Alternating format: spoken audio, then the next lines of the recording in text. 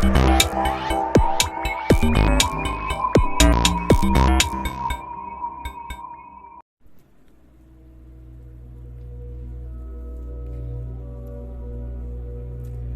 everyone, my name is Gabriel and this is Reality Transurfing podcast. You no doubt, like all people, wish to live in a way comfortable, in prosperity, without illness and commotion. However, life arranges otherwise and turns you around like a paper boat in a stormy torrent. In the pursuit of happiness, you have already tried many methods. How much have you achieved within the framework of the traditional worldview? This podcast contains excerpts from the book Reality Transurfing. This book is about very strange and unusual things. It's also shocking that you will not believe it, but your faith is not necessary. There are methods by which you can verify everything by yourself. Then your usual worldview will collapse. Transurfing is a powerful technique that gives you the power to create things that are impossible from an ordinary point of view.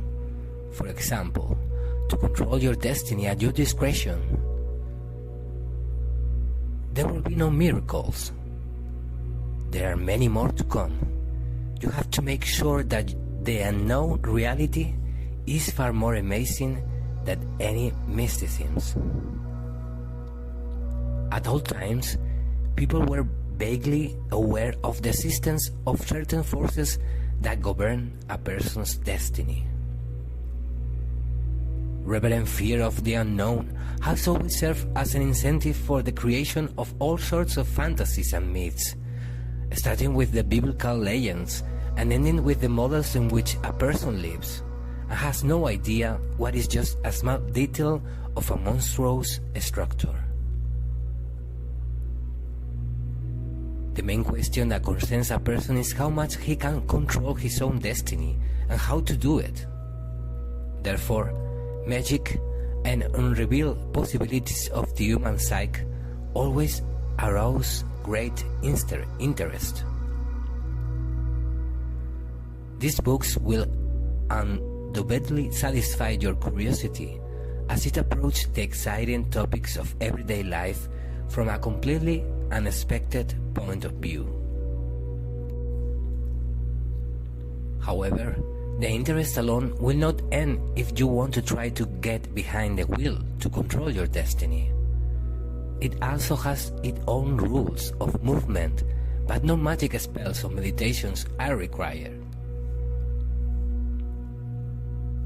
It turns out that it's enough to break some established stereotypes and shake off the vicious obsession and obsolete worldview. Then, doors that seem inaccessible before will open before you. You will experience an indescribable feeling when you secure skills you don't even know about it. It's like the feeling of a free fall, because when the unbelievable has such overwhelming audacity to become reality, it's simply breathtaking.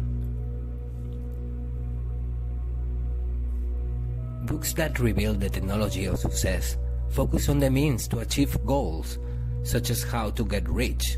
The well-known techniques are based on active interaction with the outside world and work on oneself, including exercise, meditation, introspection, and other ways of changing oneself.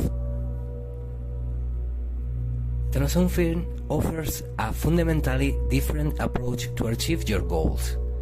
A person makes a decision like an order in a restaurant without concern for the means to achieve it.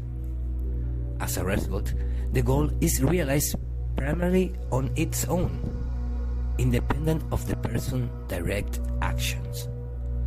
Transurfing answers the question of what is a choice and how to make it. Despite the fact that it sounds completely unbelievable, this technique works perfectly, without any exaggeration. In the course of the sequential presentation, a reasonable break is made of some familiar stereotypes, so that eyes are increasingly open with surprise, especially in the second half of the book. Along with the theory, specific recommendations are given for the application of transurfing in practice, so that you can be convinced by your own experience that all of these are just not speculative conclusions. There are many books that teach you how to succeed, become rich, happy. The prospect is tempting. Who does not want it? But you open such book and there are some training, work on yourself. Immediately it becomes sad. Life and so on, a continuous examination, but here you are offered a strive again and squeeze yourself. You have the assurance that you are imperfect and therefore you must change, otherwise there is nothing to count on. You may not be completely happy with yourself, but deep down you don't want to change yourself at all. And no wonder you don't want to. Don't trust anyone who tells you that you are not perfect. Why did you decide that someone knows you better than what you should know? You don't need to change yourself.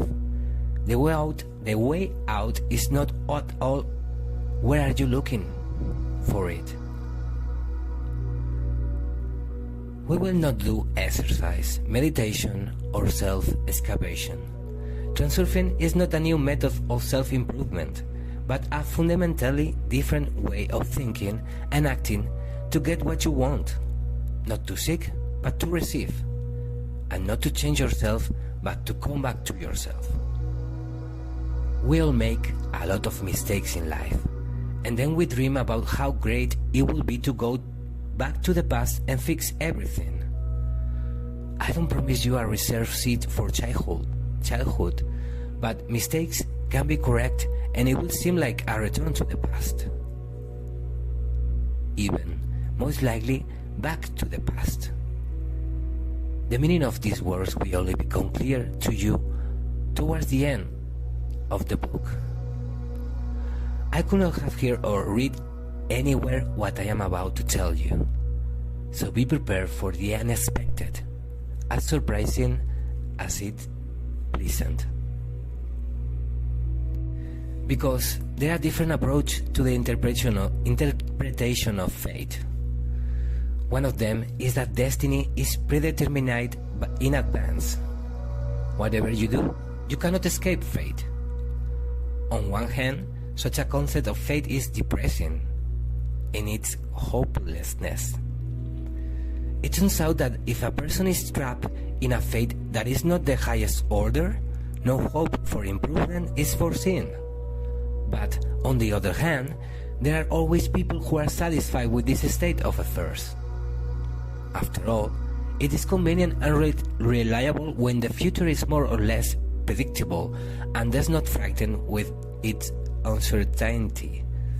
And yet the fatal inevitability of fate is disregard cannot but provoke feelings of dissatisfaction and internal protest. A person deprived of good fortune laments his fate. Why is life so unfair? One has everything in abundance, while the other constantly needs it, and one is given everything with ease, while the other spins like a squirrel on a wheel, and all in vain. Nature endowed one with beauty, intelligence, and strength, and the other is not clear for what sins carries a second-class label through his life. Where is so much injustice? Why life, which is boundless in this diversity, imposes restrictions on certain groups of people? What is the fault of the less worthy? And the deprived person feels resentment, if not indignation, and tries to find at least for himself some explanation for his inferior position. And then all sorts of teachings appear, such as karma for the sins of past lives. One might think that the Lord God is only concerned with raising his negligent children, but even with all his might, he has difficulty with this very process of education. Instead of punishing sins during their lifetime, God, for some reason, postpones retribution for later. Although, what is the point of punishing a person for what he does not remember? There is another version of inequality, encouraging by the fact that the needy and the suffering now will receive generous compensation, but again, somewhere in heaven or in some other life. However, this explanation may not be entirely satisfactory. Whether these past and future lives exist or not is practically insignificant, because a person remembers and is aware of only one, this life, and in this sense it is unique for him.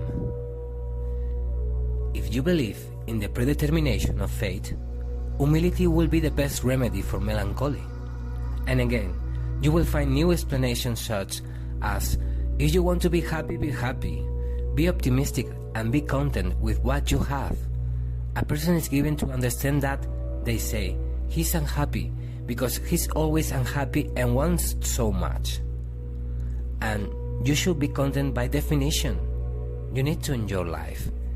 The person seems to agree, but at the same time, he's somehow ashamed to meet with joy with the grey reality. Does he not have the right to want something more?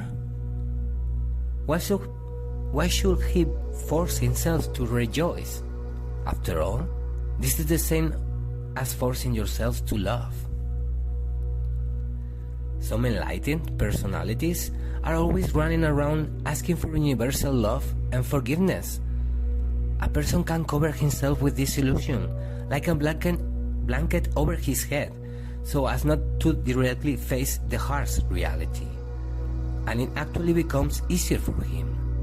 But deep down, a person still cannot understand why he should force himself to forgive those he hates and love those he is indifferent to. What good does it do to him? Somehow, it does not turn out to be a natural but a tortured happiness. And if joy does not come by itself, but you need to squeeze it of you, like a toothpaste. Of course, there are people who don't believe that life is so boring and primitive that it boils down to predetermined destiny. They don't want to be content with what they have and prefer to rejoice in the accomplishment, not in the givens. For such people, there is another concept of destiny. Man himself is the forger of his own happiness. Well, as you know, you have to strive for happiness. How else? These people will say that nothing comes so easily. It will seem that the fact is indisputable. If you don't want to upset happiness as it's given to you, then you have to work your elbows off and get your way. Instructive stories bear witness to how heroes fought bravely and worked selflessly day and night, overcoming unthinkable obstacles. Only after going through all these hardships, the heroes won their place under the sun. But here too, all is not well. Millions struggle and work, and only a few achieve true success. You can spend your whole life in a desperate struggle for a place in the sun, but you will achieve nothing. What is this cruel and intractable life? What a painful necessity is to fight the world and get your way. And if the world won't give up, then you must fight with yourself. If you are so pure, sick, ugly, unhappy, then yourself are to blame. You yourself are imperfect, and therefore you must change. A person is faced with the fact that initially he's an accumulation of defects and vices on which he must work hard. A sad picture, is not it? It turns out that if a person was unlucky right away and was not born rich and happy, then his luck is to humbly carry his cross or devote his whole life to the struggle. Somehow, the soul does not lie to enjoy such a life. Is there really no gap in all this hopelessness? And yet, there is a way out. The way out is as simple as it is pleasant, unlike all of the above, because it lies on a completely different plane. The concept of destiny in Transurfing is based on a fundamentally different model of the world. Don't be so quick to wave your hands in disappointment and exclaim that they are trying to impose a regular chimera on you. Granted, each of the known concepts of destiny is based on a certain worldview, which in turn is based on some unprovocable starting points. If any phenomenon of the manifestation of reality is taken as a starting point, that is considered a starting point, then a whole branch of knowledge can be derived. And this knowledge will be internally consistent and will successfully reflect one of the manifestations of reality. For the basis of the entire knowledge, it is enough to take just one or a few facts that are not fully understood but still occur. For example, quantum physics is based on several undemonstrable truths, postulates. They cannot be demonstrated because they themselves serve as the initial starting point of a knowledge. The microworld object in quantum physics behaves in some cases as a particle and in others as a wave. Scientists could not unambiguously interpret such a dualism, so they simply accept it as a fact, for example, as a postulate. The postulates of quantum physics reconcile the variety of forms of manifestation of reality, as if the blind will agree that the elephant in one case behaves like a pillar and the other like a snake. The nature of the world is one, but it constantly shows different forms. Before people have time to properly examine and explain one phase, another one appears immediately, which does not agree with the previous one. Scientists try to combine various manifestations of reality to eliminate contradictions, but this is almost impossible. There is only one unquestionable fact that unites and reconciles all branches of knowledge: the diversity and versatility of forms of manifestations of reality. The multivariance of our world is its first fundamental property. Driven by attempts to explain the individual manifestations of reality, the supporters of various branches of knowledge for some reason elude this fact. In fact, it would seem, what else can be learned from this? Multivariance serves as a reference point, like zero on a grid. Any starting point from various branches of knowledge relative to it is secondary. However, no attention is paid to the starting point itself, as if it carries no information. However, the information is a variable and is quite amazing. But more on that on the next Reality Transurfing podcast. Thank you so much for listening.